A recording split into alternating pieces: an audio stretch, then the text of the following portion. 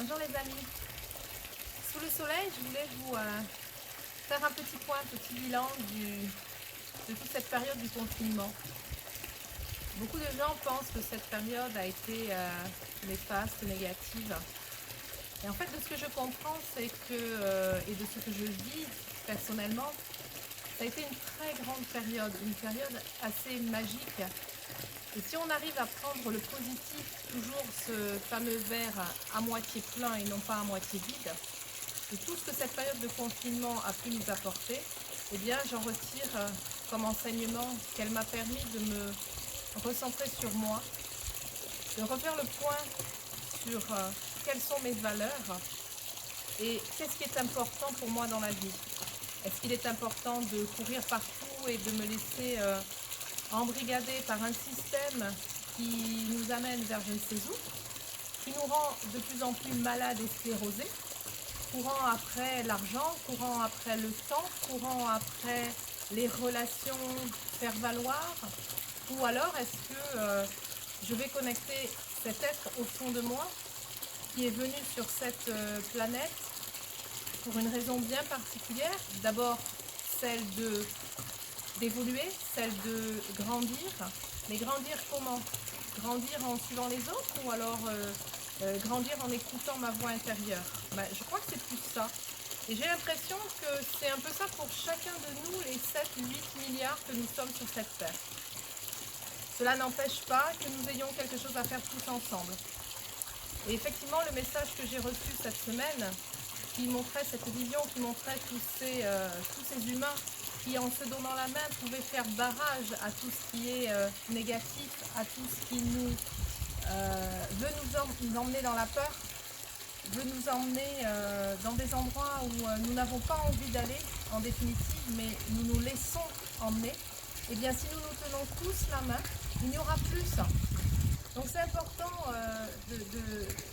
de vivre ça aujourd'hui et de comprendre que le fait que nous ayons pu rester chez nous, à la base, c'était forcé, mais finalement, en faisant le point de tout ça, nous comprenons que ce temps-là, il a été précieux.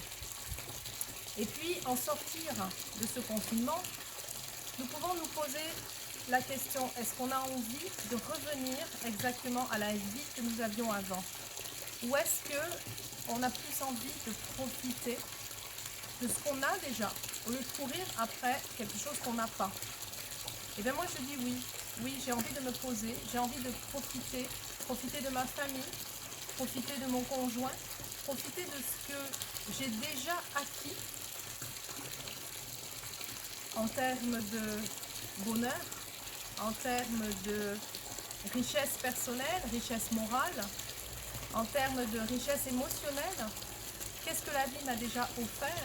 Et effectivement, ça rejoint cette notion de vivre dans le présent.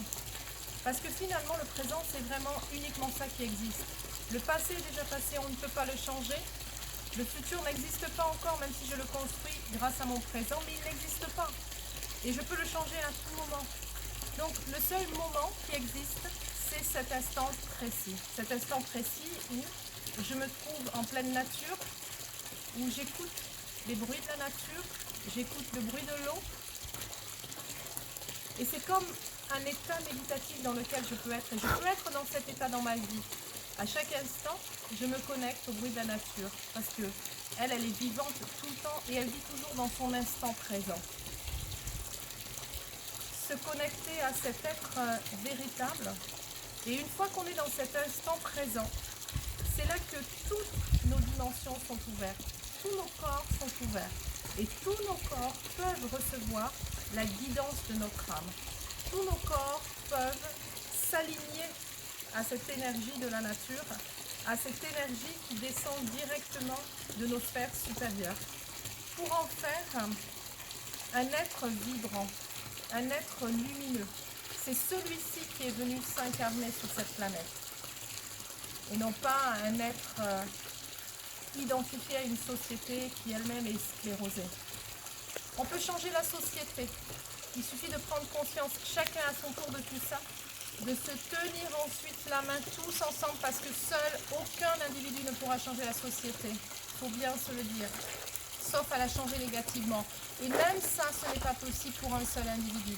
Il faut qu'il ait des alliés. Eh bien, nous pouvons tous, en nous tenant la main, nous allier dans le positif, nous allier dans avec les sphères positives, avec les sphères lumineuses qui nous entourent, et mettre cela en place pour cette nouvelle humanité. Ce qui est important, connexion à la nature, connexion à son cœur, bien sûr, toujours pour recevoir la guidance de son âme. Laisser la lumière rayonner en soi et autour de soi. Partager tout ça le plus possible autour de soi et continuer d'avancer tous ensemble. C'est vraiment le message que j'ai compris et que j'ai reçu cette semaine et que je mets en place. Partager ce que l'on est, le meilleur de soi, et en aucun cas la partie du verre à moitié vide. Je vous souhaite une belle continuité. Cette semaine, c'est la semaine de la Pentecôte. C'est une très grande semaine cette année 2020. Je vous souhaite qu'elle soit merveilleuse pour vous tous. Je vous dis à bientôt. C'était Odile, Mom l'éveilleuse.